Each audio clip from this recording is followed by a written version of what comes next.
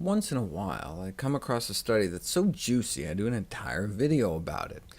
It's like my which fruit fights cancer better video, or the best cooking method one, or that one comparing thousands of foods. Well, this is one such study.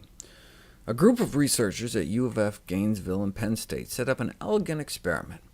We've known ounce per ounce that herbs and spices have some of the greatest antioxidant activities known, but that's in a test tube. Before we can ask if an herb or spice has health benefits, it's first necessary to determine whether it's bioavailable. This has never been done until now. They could have went the easy route and just measured the change in antioxidant level in one's bloodstream before and after consumption, but the assumption that the appearance of antioxidant activity in the blood is an indicator of bioavailability has a weakness.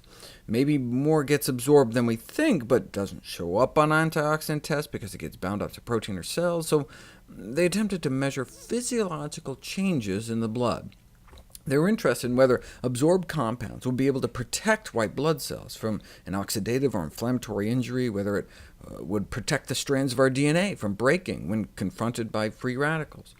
They also wondered if the consumption of herbs and spices might alter cellular inflammatory responses in the presence of a physiologically relevant inflammatory insult. What does this all mean? Well, what they did was take a bunch of people and had each of them eat different types of spices for a week. There's so many really unique things about this study, but one was that the quantity that study subjects consumed was based on the usual levels of consumption in actual food. Like, the oregano group was given a half teaspoon a day, the kinds of practical quantities people might actually eat once in a while. Then at the end of the week, they drew blood from the dozen or so people they had adding black pepper to their diets that week, and compared the effects of their blood to the effects of the blood of the dozen on cayenne, or cinnamon, or cloves, or cumin. They had about 10 different groups of people eating about 10 different spices. Then they dripped their plasma, the liquid fraction of their blood, onto human white blood cells in a petri dish that had been exposed to an inflammatory insult. They wanted to pick something really inflammatory, so they chose oxidized cholesterol, which is like what you'd get in your bloodstream after eating something like fried chicken. So they jabbed the white blood cells with oxidized cholesterol, and then measured how much TNF they produced in response.